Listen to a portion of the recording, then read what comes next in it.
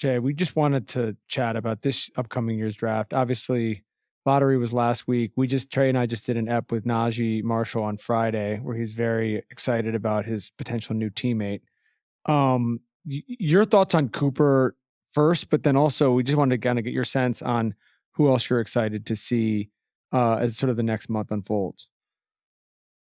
One, I think it's a really good draft. It's deep with really good prospects. Last year's was not this deep. There were obviously some really good players in it, but not like this year. And Cooper Flagg's the real deal. Like, he's the best freshman player Duke's ever had, at least since Coach K got there, since I got there in the early 80s. He's a complete player. He's impacts the game at both ends almost equally. And he can shoot it. Like, he needs to improve his shooting, but even saying, okay, well, he's not a great shooter, but he can make shots. He shot 38% from three and was shot a very good percentage overall from the field.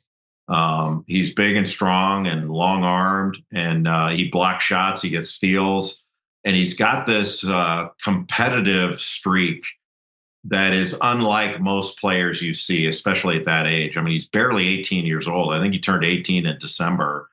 And I don't like to say he's the real deal very often, but he is the real deal. And absent injury, he'll be the real deal in the NBA. And I think he'll be very good out of the gate, but he's only going to get better. So he's the prize in this one.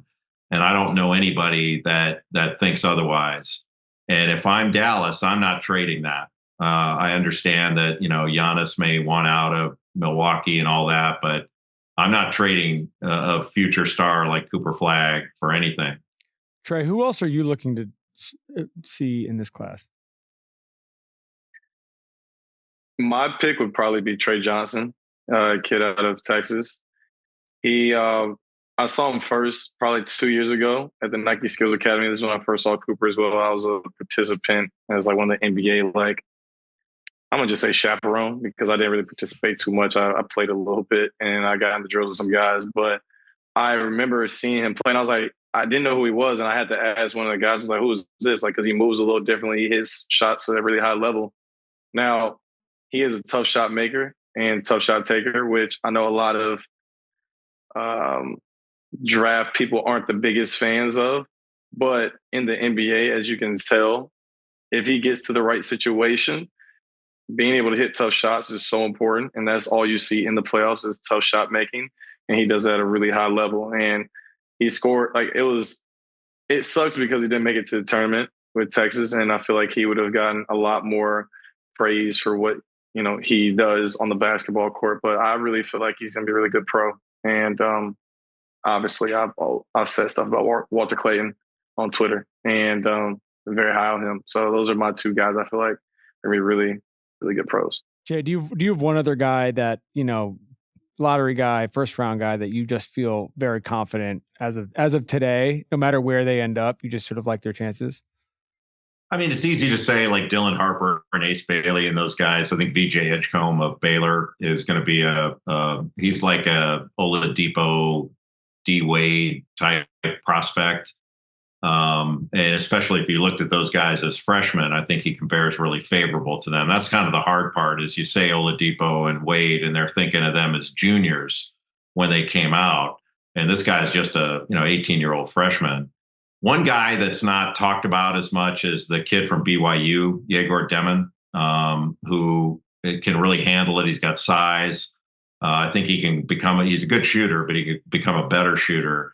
But the way he passes it, I think he's got an NBA profile, and he'll go in the lottery, I'm convinced. But I think he's a top 10 talent in this draft. What about Khan?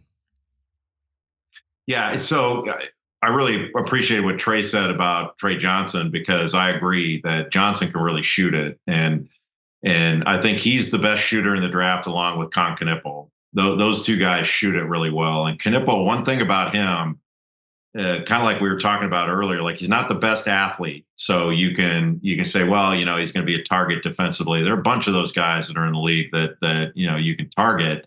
But man, that dude can make shots. He's strong enough to take it to the basket. He's really good with shot fakes and keeping defenders off balance. And he's always around the ball. Like that guy gets a lot of loose balls.